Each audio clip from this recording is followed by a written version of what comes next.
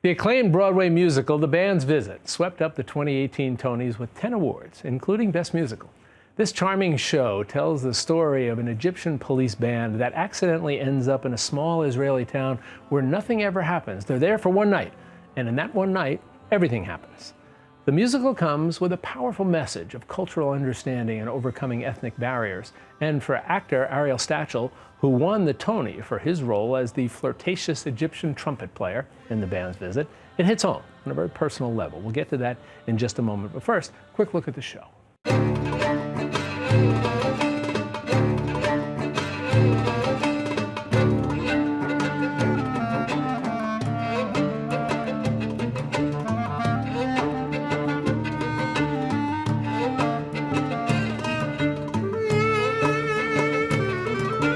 You know what, General? You can stay here with us tonight if you want to. No, no. You have done too much already. Okay. Understanding and overcoming ethnic barriers has been a big part of Stachel's life. For years after 9/11, he hid his Middle Eastern heritage from even his closest friends and schoolmates while growing up in California.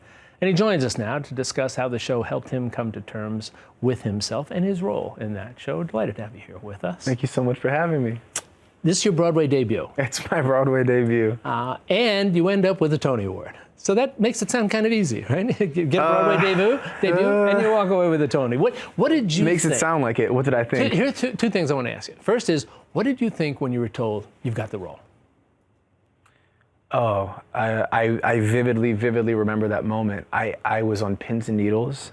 It took me 9 months to actually get the role, from the first audition to the last audition. My first audition was in December of 2015. And I remember when I got the rejection email from my agent at the time, and I sunk into my couch and was convinced that I was not supposed to be doing this for a living. And I'm really saying that. I'm not saying that in a sort of fake kind of way.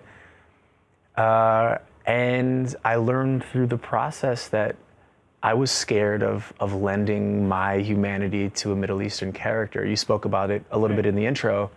The fear of being seen as my actual self was so great that I could not find a way to actually connect to the core of this character. Isn't that interesting? Because I'm sure people have said, man, this must have been easy for you Not at to all. make the connection. The But it was opposite, the opposite, because I grew up as an American kid completely sheltered from my Middle Eastern culture, at least in mainstream culture, right? So I'm celebrating all these other forms of music, hip hop, right? But when my friends came home and heard the music that my father was playing, I was really embarrassed.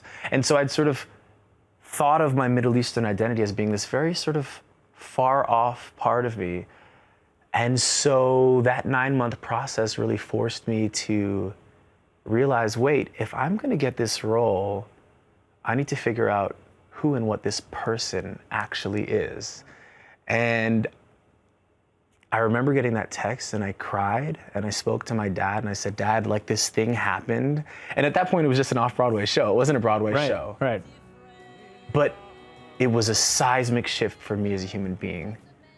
And that I was saying I can be a Middle Eastern person and be proud of that, but also play this really dynamic character that is not limited in any way, shape, or form by his race. Yeah, he's very interesting. And people who have seen the show will understand. People who are going to see the show will understand that you look at the lineup of the band, if you will, and immediately you were the one who has broken out of whatever boundaries. Broken out, right? Like the first thing that I'm doing is we're at an airport and I'm looking at some girls. I'm not playing a terrorist, which is unfortunately, in 2019, still kind of a breakthrough kind of a thing to do. And you're using that, what has become your associated line, which I said I wasn't going to use because everybody already has, but I'm going to do it anyway. Where you say you like Chet Baker? Well, what I say is, do you like Chet Baker? Which is, you say it better than I do. Which is right. I'm an Irish Catholic kid, so it doesn't come out the same way. But I think it's just such a beautiful juxtaposition on so many levels. One, which is, why does this guy in this very deep, thick Egyptian accent love this American jazz icon? But the beauty of it is that it really shows, I think, audience members who might think of Egyptians as these very sort of far off, you know, we're often in, or that region is often in the news for very negative reasons. This guy was like, hey, I love this jazz icon that all of you guys love too, and we start to play like my that. thought was the very first line is, hey, there's a connection. There's a connection. From the very first line There's a that you connection. uttered there. There's a Let me connection. come back to what you were talking about before, and the notion that you had not openly embraced your own ancestry. Yeah. Why not? Very difficult for me to talk about.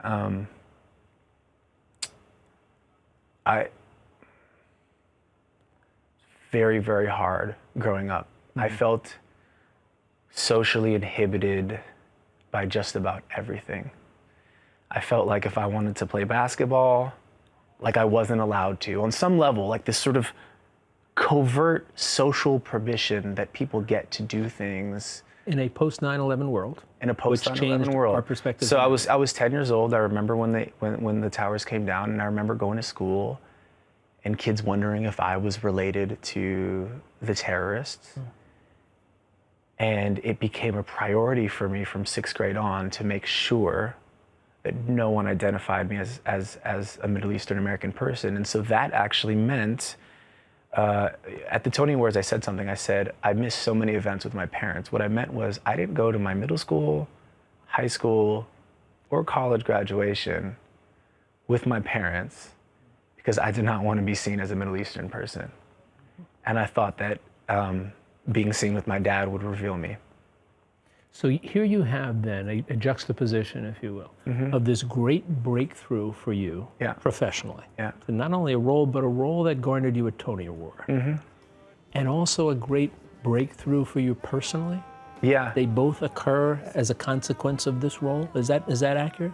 Yeah, I would say so. And the thing that's interesting is that the personal part is tenfold more important to me than the professional break. I mean, the professional breakthrough is exciting, but as I've made sense of what success means, I realize that it's really sort of a fickle, hard thing to understand. But what I do understand is that connection with people and serving people is what's important. And I found, on some level, by being a pioneer as this young Middle Eastern guy who's just a guy, who grew up really wanting to be a basketball player. But that being able to affect so many kids. I mean, I get direct messages on my Instagram and my Twitter from kids who are saying, there's this pathway that I didn't know existed before that now exists for me. Well, it's one thing to be told pathways exist, but it's another to see it. You realize you can't get nearer, and there's nowhere you don't meet. You mentioned the notion of messages and for young people, and, Yeah. and you gave one when you accepted the Tony Award. And I want to use your words. Yeah. You said that you want any kid watching to know that your biggest obstacle may turn into your purpose. Yeah. What do you mean by that? That we're raised with, I think very quickly, most of us, unless our lives are perfect, which I think maybe 0.01% of us have those lives, if at all, but we're sort of raised with what we think are impediments, whether it's I'm too short, or in my case, I'm Middle Eastern and my nose is big, and all these other things that I thought like were just embarrassing things, that if you really take time to cultivate and figure out why you feel ashamed of these things or why you think this thing inhibits you, it can actually sort of be the catalyst for creative action. And so for me, it made me want to tell stories. It made me want to be an actor. And so that these things that like we feel really inhibited by can actually be the fuel and can actually be morphed into the thing that makes us very powerful. The irony of it being that, we're talking about a Tony Award. The success is not the individual accolade at all. The success is that I'm connecting more deeply to people. And I think we forget that in like an American capitalist society. It's all about getting an award. The award was like,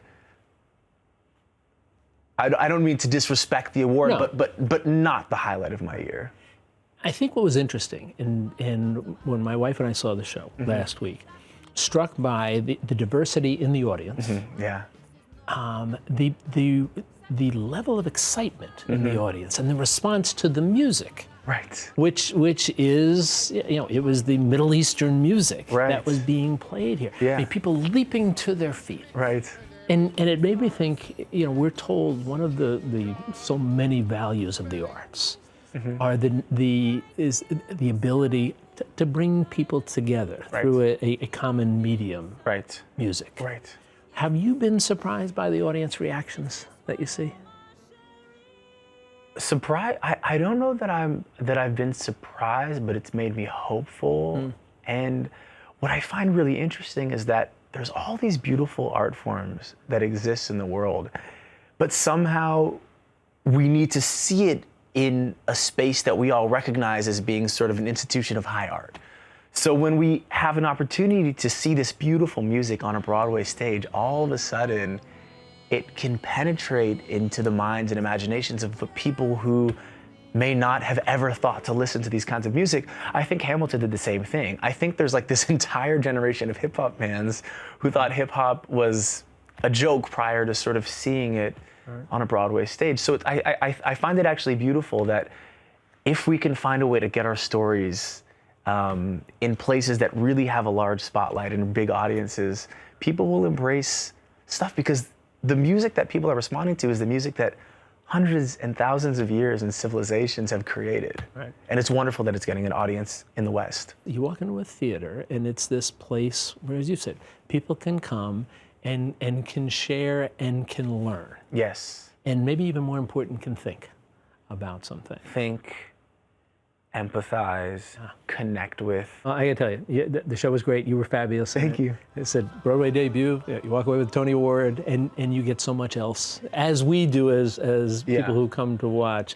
It's nice to hear how much you have gotten also from this, your participation. Yeah, in the and show. I hope that, I think that's the ideal of anything. Yeah. I mean, again, like we build these things up, there's these awards and that, but ultimately it's about people sitting around and connecting. It is, but it's nice for the rest of the world to recognize your Yes. talent and stuff. Yes. Ariel, thank you. It's a pleasure. very We will look much. forward to you in the future doing some more wonderful things, and we'll get you back in here to visit. I with can't us wait. Yet again. All right, good seeing you. Thanks, man. And a reminder for you, the band's visit is playing at the Ethel Barrymore Theater. For more information, make sure you visit us at metrofocus.org.